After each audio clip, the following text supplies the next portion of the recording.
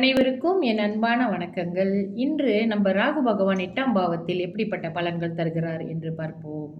8ஆம் பாவம் என்பது ஆயுள் ஸ்தானம் மற்றும் நம்மளை பற்றிய மர்மங்கள் எல்லாம் குறித்து வைத்திருக்கிற ஸ்தானம். இந்த 8ஆம் ஸ்தானம் மற்றும் 12ஆம் ஸ்தானமும் கூட.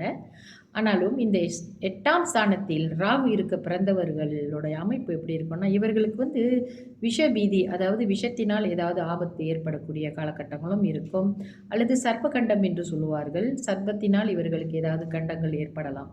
மற்றும் ஜாதகர் ஒரு ஒரு நோயாளியாக இருப்பார், மெலிந்த உடல் உடையவர்களாக இருப்பார்கள்.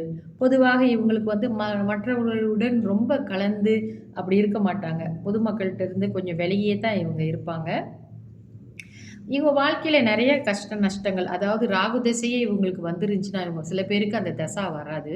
சிலருக்கு இந்த ராகு தசா அந்த காலகட்டத்தில் தசா நடக்குது என்றால் அந்த காலகட்டத்தில் பலவிதமான கஷ்டங்கள் இவர்களுக்கு ஏற்படக்கூடும். அதாவது 8இல் ராகு இருக்க பிறந்தவர்கள் குடும்ப சண்டை ஏற்படும், சச்சரவு.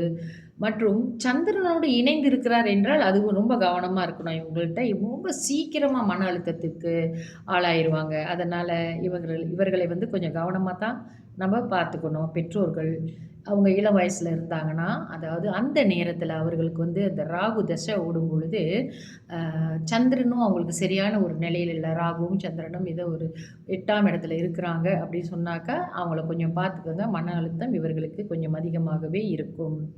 மற்றும்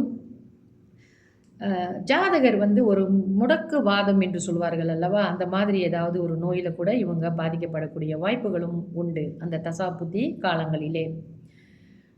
குறைந்த அளவிற்கு இவர்களுக்கு புத்திரர்கள் இருக்கும். 8ஆம் இடத்தில் பெண்களுக்கு நம்ம சொல்லுவோம் பொதுவாகவே 8ஆம் இடம் என்பது மாங்கல்ய ஸ்தானம். அதனால் அந்த 8ஆம் இடத்தில் ராகு இருக்கக்கூடாதுன்னு சொல்லுவாங்க. அதில் மாங்கல்ய தோஷங்கள் ஏற்படக்கூடிய வாய்ப்புகளும் உண்டு. ஸோ 8ஆம் பாவத்திலே ராகு பகவான் இப்படிப்பட்ட பலன்கள் எல்லாம் இப்பொழுது நம்ம குறிப்பிட்ட மாதிரியான பலன்கள் எல்லாம் இவர்களுக்கு நடைபெறும். அதுவும் அந்த தசாபுத்தி காலங்களில் தான் அது ரொம்ப அவங்களுக்கு அதை அறிய ஆரம்பிப்பாங்க.